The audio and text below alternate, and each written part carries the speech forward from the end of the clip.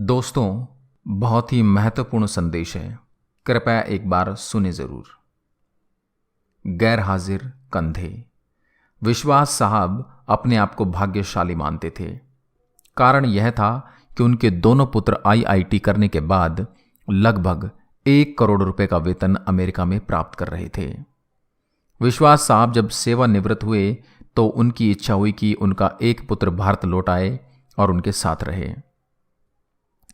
परंतु अमेरिका जाने के बाद कोई पुत्र भारत आने को तैयार नहीं हुआ। उल्टे उन्होंने विश्वास साहब को अमेरिका आकर बसने की सलाह दी। विश्वास साहब अपनी पत्नी भावना के साथ अमेरिका चले गए, परंतु उनका मन वहां बिल्कुल भी नहीं लगा और वे भारत लौट आए।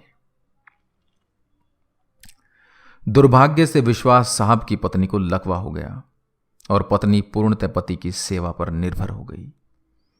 प्रातः नित्यक्रम से लेकर खिलाने पिलाने, दवाई देने आदि का संपूर्ण कार्य विश्वास साहब के भरोसे पर था। पत्नी की जुबान भी लकवे के कारण चली गई थी। विश्वास साहब पूर्ण निष्ठा और स्नेह से पति धर्म का निर्वाह कर रहे थे। एक रात्रि विश्वास साहब ने दवाई वगैरह देकर भावना को सुलाया और स्वयं भी पास लगे हुए पलंग पर सोने चले गए। रात्रि के लगभग 2 बजे हार्ट अटैक से विश्वास साहब की मृत्यु हो गई। पत्नी प्रातः 6 बजे जब जागी तो इंतजार करने लगी कि पति आकर नित्यक्रम से निवृत्त होने में उसकी मदद करेंगे। इंतजार करते करते पत्नी को किसी अनिष्ट की आशंका हुई। चूंकि पत्नी स्वयं चलने में असमर्थ थी, उसने अपने आप को पलंग से नीचे गिराया और फिर घिसटते हुए अपने पति के पलंग के पास जा पहुंची। उसने पति को हिलाया डुलाया पर कोई हलचल नहीं हुई।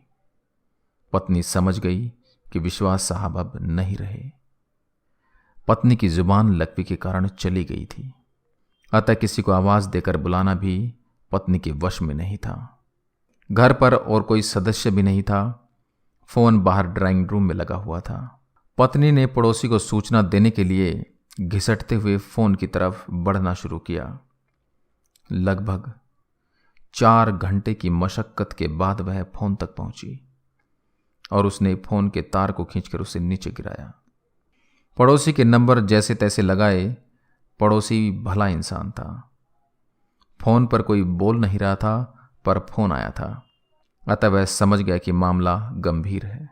उसने आस पड़ोस के लोगों को सूचना देकर इकट्ठा किया। दरवाजा तोड़कर सभी लोग घर में घुसे।